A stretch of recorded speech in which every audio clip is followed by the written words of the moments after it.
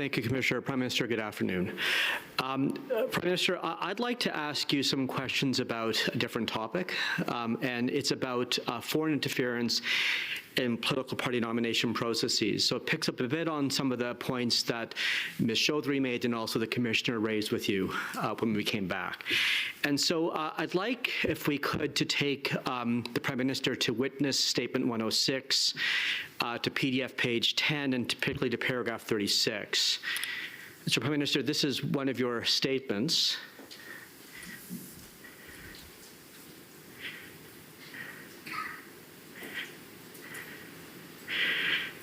So, great, thank you. So, Prime Minister, your evidence here is that you noted that political parties are not unique in their vulnerability to foreign interference from hostile actors. Universities, research institutions, and businesses are also targets. And so I want to dig into that a bit and ask you a question about that statement. And so in your testimony this morning briefly, and also I think a bit more in your witness statements, you talked about Bill C-70, didn't you? Yes. And I think it's fair to say that you'd regard Bill 70 as, let's say, a signature piece of legislation from your government on foreign interference. Anytime we, as a government or as a parliament, pass measures around national security, they tend to be significant. So with leave of the Commissioner, I've advised our friends from the Department of Justice regarding this. I hope they don't object. I'd like to take you to the version of Bill 70 we have in the database, because there's a provision about it that I'd like to ask you about if I could. It's fine if there's no objection. No objection. Yeah, thank you. And so it's Commission 382. And in particular, it's a long bill, as you know. And so it's page 37 that I'd like to go to. And it's the part of it of that, there's a heading on that page, which is political interference for a foreign entity. So if we could go to section 20.4. Yes, and so Prime Minister, I imagine it's been a while since you've read this, so I'd like you to refresh your memory. So there is 20.4 sub 1 creates a new offense, which is titled influencing political or governmental processes or process. And that's the phrase I want to ask you a couple of questions about. It's the phrase a political or governmental process, and it actually appears in that provision 4 lines down. Do you see it? Yes. And I know you're not a lawyer, but you are a member of Parliament, and this is the bill of your government. So, yes. so I'm going to ask you the best I can about this provision. And so if we could scroll down to the next page. The term, there's some definitions here, and if we could scroll on a bit more, please.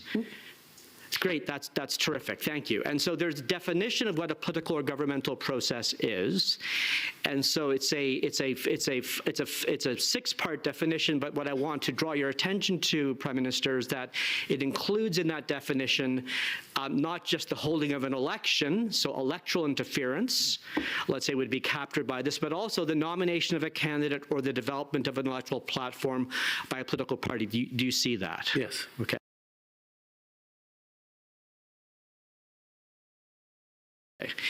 And so I'd now like to take you away from this document and take you to the NSICOP report, which I know the Commissioner also asked you about. And this is Commission Document 363. And if we could please go to page 38 of the PDF. And paragraphs 69 to 70. So that's perfect, thank you. And so Prime Minister, just to confirm, you have read the NSICOP report, is that right? Yes. Yeah, including the classified version? Yes. Okay, and so these paragraphs, 69 and 70, appear in a section called Exploiting Vulnerabilities in Political Party Governance and Administration. And so I just want to confirm, have you read this part of the report? Yes.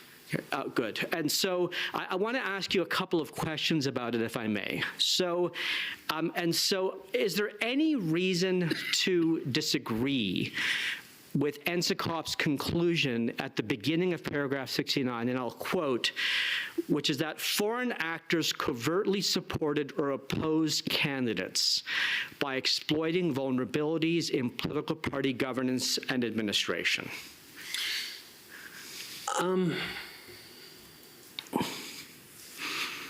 Yes. You disagree with that? Yeah. Could you give me a bit more detail? This is a very general and broad statement that that from the CSIS analysis that I've seen, there have been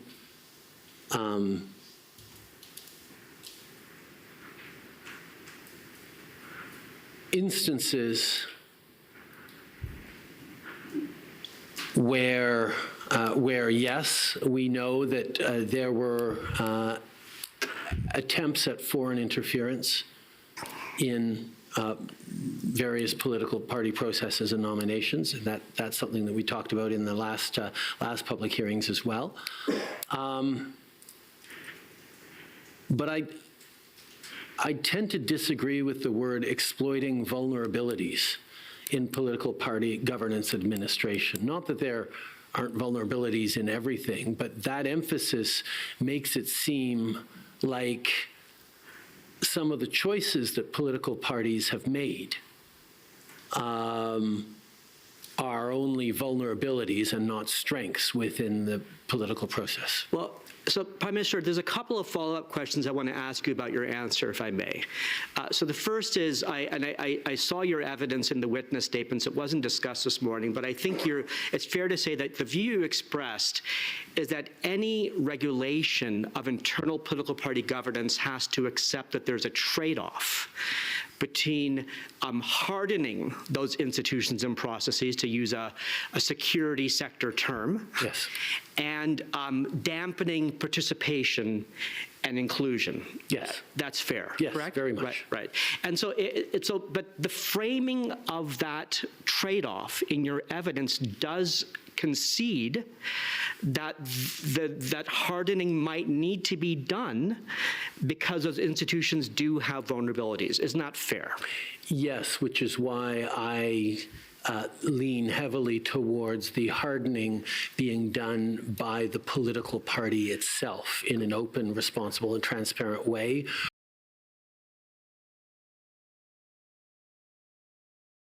rather than have external bodies come and try and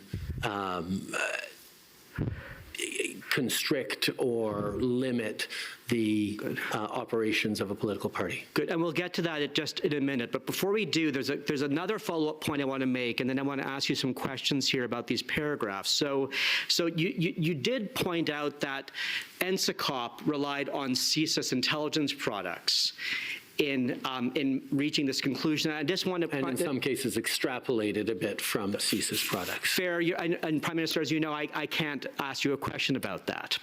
But CSIS testified to the fact that there were inconsistencies and inaccuracies in the NSICOP report. With respect to specific allegations involving parliamentarians, but not specifically about these paragraphs, Prime Because Minister. they weren't asked to weigh in on these. Sure, and so we don't know what their view is on these paragraphs. You don't. Yeah, I don't. And I take it, well, unless you're telling us they do, I don't think we I'm have not able evidence to from talk to CSIS. that, So let's no. leave it at that, shall we? And so Prime Minister, just for the record, there are footnoted CSIS reports or intelligence products from 3 different years that are relied on by the NSICOP in this section. You agree with that? That sounds reasonable. Okay, and so what I want to do is to ask you some specific questions. So about what NSICOP represents as vulnerabilities, and to ask you whether you agree or disagree. So the first vulnerability NSICOP identifies is in paragraph 69. It's 5 lines down, and it says, first, many ridings are considered safe seats, so winning the nomination is akin to winning the subsequent election without having to interfere in the election itself. Do you agree or disagree with that statement? Well, that there are fewer of them in the case of my own party, but there are safe seats in the country. And the statement that NSICOP makes is That was a joke. You guys can laugh. because there are safe seats, interfering in the nomination makes interfering in the election for that seat unnecessary. Is that a fair? That's what NSICOP's view is. Do you agree with that statement? Yes or no? I wouldn't characterize how foreign governments would choose to interfere or not, or whether it's worth interfering in one place or not. There are many different goals that they might have, so I'm not entirely sure of what you mean by the question. Okay, well, I'm just asking if you agree with NSICOP's statement there, yes or no. It's a simple question. I agree with the first part of it. Many ridings are considered safe seats, so winning the nomination is akin to winning the subsequent election. If you put a period on that one, I absolutely agree with that statement. The without having to interfere in the election itself isn't, putting my English teacher hat back on, isn't necessarily, makes a whole bunch of sense as a sentence.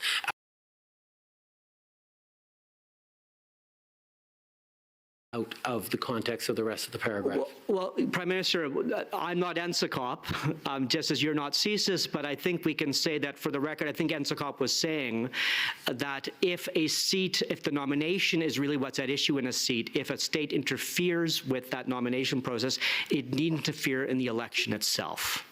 If it interferes successfully in getting the outcome that they are trying to achieve, then yes, if it's a safe seat, whoever ends up getting the nomination has a better chance than expected to win the seat. Yes. Fair. So let's go to the second vulnerability of the three that NSICOP identifies. Second, nomination processes are not directly regulated or safeguarded by federal, provincial, or territorial legislation enforcement bodies, such as the Commissioner of Canada Elections. And so that's the second statement they make. As a result, the likelihood and consequences of the detection of such activities are low. Do you agree or disagree with that statement? I disagree with that statement. And why do you disagree with that statement? Because political parties, well, I can specifically speak for my own, the Liberal Party has established a very robust system of overseeing nominations, particularly contested nominations that often happen, as you point out, in safer seats where it is expected that whoever wins the nomination has a unusually high chance of becoming the MP in that seat. We have had to develop over the years, particularly in 2015, where all of our nominations were potentially open nominations. We had to develop very rigorous processes, and not uniquely or only or even specifically to counter foreign interference, but to make sure that that various outside groups or community organizations who would mobilize individuals were doing so in a way consistent with the rules of both Elections Canada around financing, because there are rules around nominations, around the money that goes into nominations, but also the rules of the Liberal Party around who can be a member, who can vote, and who's eligible to vote. Well, then that actually leads to my next question, Prime Minister, which is in paragraph 70. If you look 6 lines down, NSICOP reports the following. It says, CSIS assesses that it is relatively easy to fraudulently add voters who live outside a riding to a nomination process's voter list with inaccurate addresses. It is also reportedly relatively easy to show an altered phone bill with the wrong address or a fraudulent letter from a school in order to vote in a nomination. Do you agree or disagree with that statement?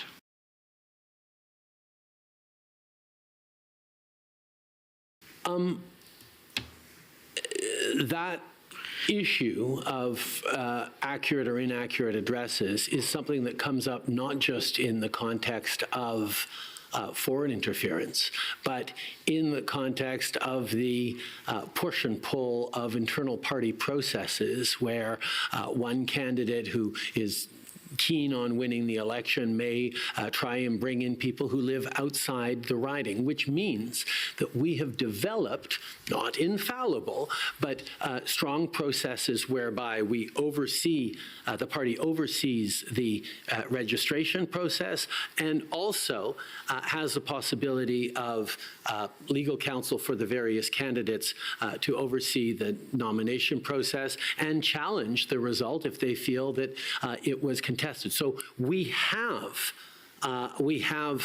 structures in place in the party to oversee that. Now, can those structures be strengthened? I have no doubt, and this is something that I'm entirely open for parties to be working with CSIS and the Commission on. What I will say is I'm speaking right now to the way the Liberal Party manages contested nominations. I have no idea how the NDP or the Conservatives manage their contested nominations, and perhaps having the Commission look into a certain amount of transparency on that by the parties might be a good idea. Commissioner, I have many more questions, but I'm out of time. Prime Minister, thank you. Thank you.